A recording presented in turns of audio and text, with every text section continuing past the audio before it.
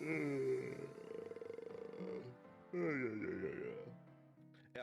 velkommen til Kyle is Famous. Det er et spill som handler om en person som heter Kyle, som egentlig er meg. Spill som meg. Jeg styrer han da. Så kan jeg gjøre forskjellige ting. Det er over 171 slutter, tror jeg, så det er mye å gjøre. Kyle woke up. He is famous. Jeg vet. Kyle is host of the most popular talk show in recent memory, Stay Up Late with Kyle. Dårlig navn, men ok. Stay Up Late with Kyle has grown in popularity quickly in the last year, and the public has noticed. Okay. Inside has called Kyle a most excellent dumpy white man. Top Tech noted that Kyle is inspiring youth to explore STEM fields. STEM field. Most other talk shows are dedicated to discussing Kyle and his personal details.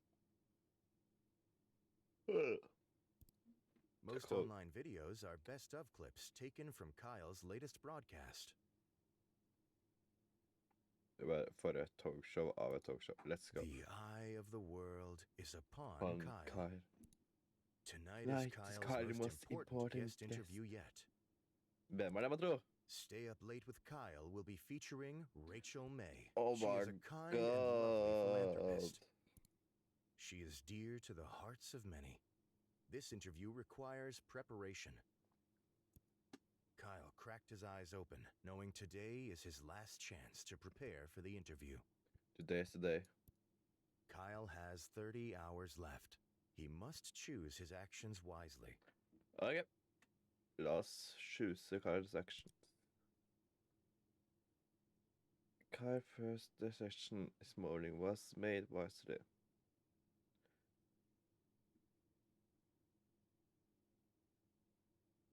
Exit the bed.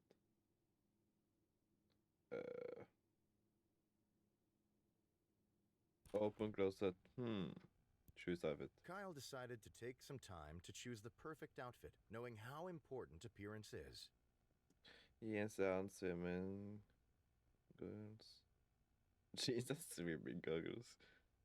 Jeg har lyst til å ta den, men så ser jeg også at det er armor. Så er det sånn, Kyle was unsure of what exactly caused him to decide to wear his armor. But it felt like the right thing to do.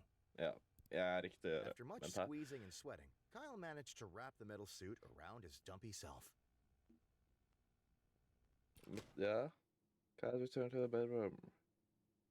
The center of the bedroom. Nei, du er visst sikkert sulten, Kyle. Kyle opened the fridge, intending to find something to eat. Eat condiments. For breakfast. Nah. Yep. Kyle pointed his neck directly upwards and hoisted the fridge on top of his face. Oh.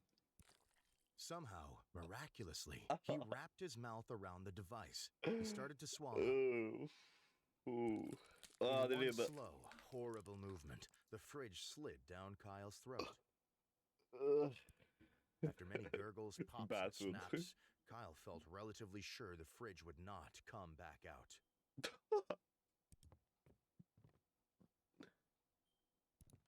Kyle wanted to access the pantry, but found it was locked with a small keyhole. Return to hallway. Move to desk.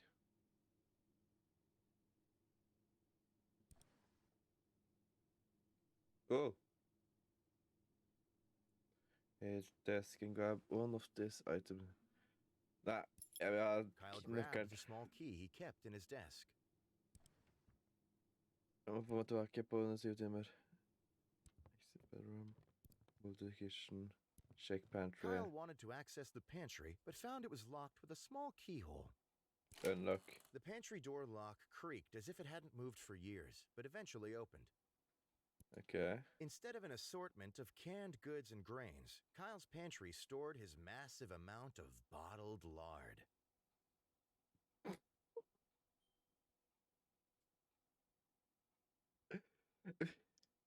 Jeg er ikke helt sikker på hva det er. Men ok.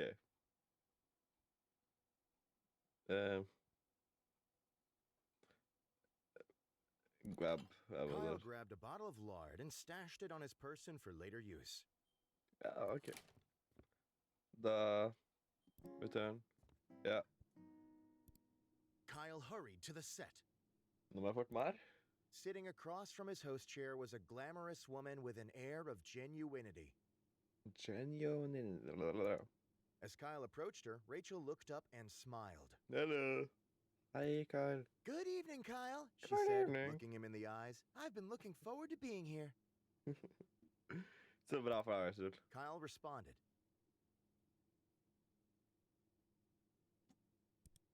Kyle stretched his arms wide, tilted his neck upwards, and... Please, kjøleskapet. was interrupted by his producer telling him and Bro. Rachel that it was time to start the show. Ok. A moment after seating, the studio lights brightened and the cameras clicked on.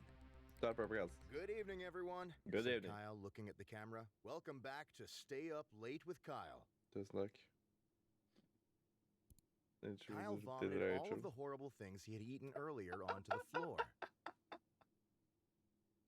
Kjøleskap, nei.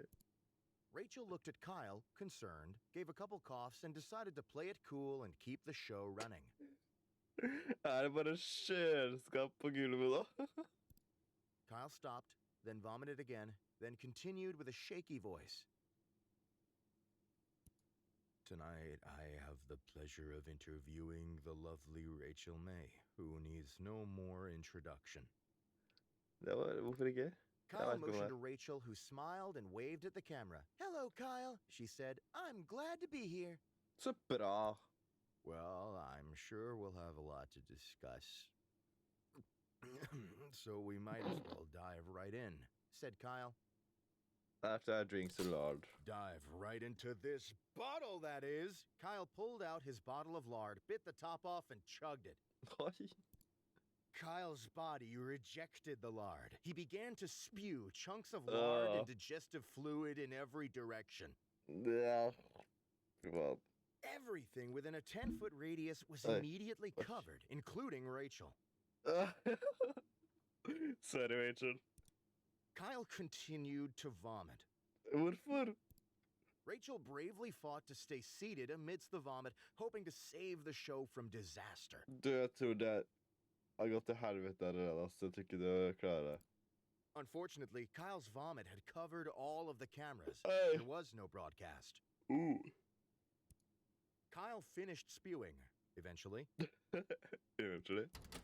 The broadcast was not recoverable. All present were sent home to try again another day. Ja, ok. As Kyle got home, he made a mental note to refill his lard supply. Innlagt ny cursor. Jeg vil ha en ny cursor. Samme der, ok. Rett og slett. Car first morning was made wisely. Ikke så bedroom. Jeg vil dra ut. Visit neighbor. Kyle approached his downstairs neighbor's door and knocked. Okay. A middle-aged woman named Gabby answered the door.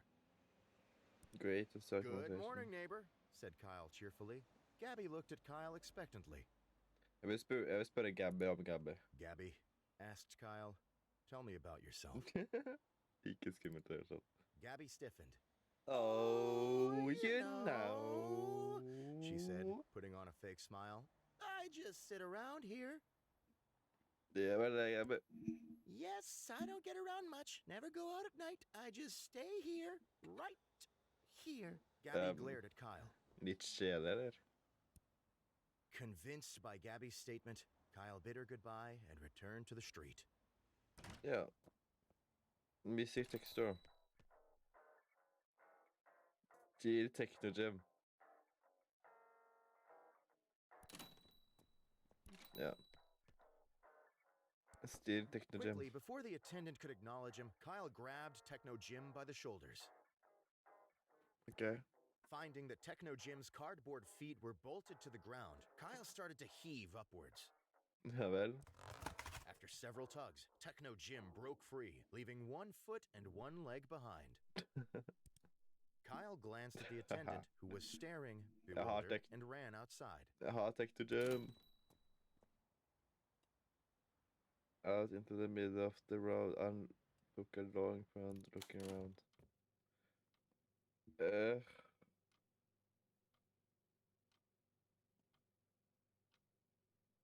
Move to kitchen. Kyle opened the fridge, intending to find something to eat. Kyle constructed a breakfast of poached eggs and toast, along with a small fruit cup and grilled sausage. Smash. Kyle smashed his breakfast to a pulp using both fists.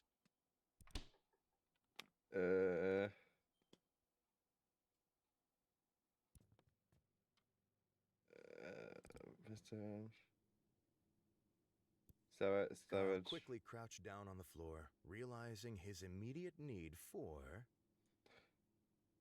bugs. Kyle started to pick between the fuzz of his bedroom carpet, hoping to catch a stray beetle or two. Soon, he had a small handful of various insects, dead and alive.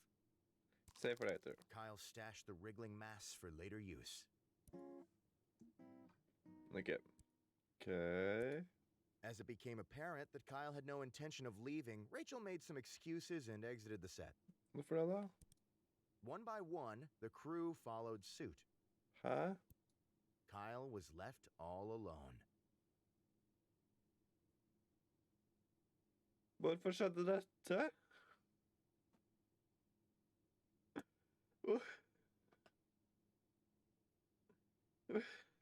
Jeg bare dro fra han. Hva faen?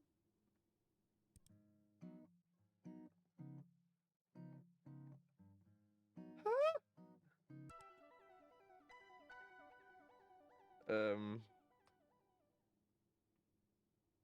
Ikke bad. Okay, jeg glemte klær for det gang, jeg. Shit outfit. Kyle decided to take some time to choose the perfect outfit, knowing how important appearance is. Tenker at jeans og swimming-greier er veldig... decided on a fashion-forward, casual style. Yeah, he could barely let's go. see out of the goggles. Oi, fuck. Litt om det right notes. Kyle wrote down his first question. Are you a mother? Is your mother a mother? I'm a mother. Ja. Kyle wrote down his second question. Eaten a whole have beef mashed or blended. What also diet tips? Kyle wrote down his third question. What's your funny story? Do you ever smile? Do you fucking just smile sometime? Fuck you, Rachel. Kyle wrote down his last question. Oh, you get it. Kyle ripped his page of notes out of the notebook and got up from the desk. Okay.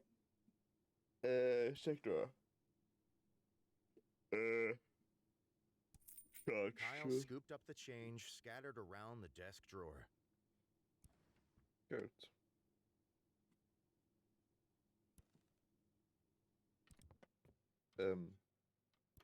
Betyr dette at jeg kan kjøpe noe tekståren? Buy batteries with social? Kyle counted out $1.98 in pennies and nickels and traded them for a small packet of batteries. Kult. Nå får du på. Give review free samples. This phone, said Kyle, is several years old and has exposed wires coming out of the back. Oh, fuck. Kyle continued. Also, the screen has had issues ever since I used it to hammer nails into the wall. Faen. Typiske greier. When I submerge it in water, I get severely shocked until it runs out of battery. Ja, herregud. Hvorfor skjer det? Hele tida. The attendant looked at Kyle, pursed his lips, and said nothing. I get it. Feeling he had made his argument, Kyle decided to leave. Adios. Igjen. Nei. Igjen. Nei. Okay. Kyle hurried to the set. Hun sa good evening, så jeg sier vær snill And da. I as well, Rachel, answered Kyle, extending his hand in greeting. You are a most welcome guest. Shake hands. After other mild exchanges of pleasantries, Kyle and Rachel were prompted to take their places for the broadcast. A moment after seating, the studio lights brightened and the cameras clicked on. Good evening, everyone, Good said evening. Kyle, looking at the camera. Welcome back to Stay Up Late with Kyle. Welcome back. Tonight, I have the pleasure of interviewing the lovely Rachel May, who needs no more introduction. Yep. Kyle motioned to Rachel, who smiled and waved at the camera. Hello, Kyle, she said. I'm glad to be here. Hæ. Det bra, Vesho. In response, Kyle collapsed on the floor. Hvorfor? From a combination of stressful preparation and not eating anything, Kyle had passed out. Sorry. Nobody in the studio quite knew what to do with him. They began to poke Kyle in the back to see if he moved. After a while, they ended the broadcast, shut off the lights, and went home. Å nei. Kyle was left face first on the floor. Rip Kyle. Det var det. Bra video. Andre. Kyle gjorde det veldig bra. Så vi slutter denne videoen her med at Kyle, jeg tror han døde. Håper du likte den. Det blir kanskje mer om det spillet her. Adios.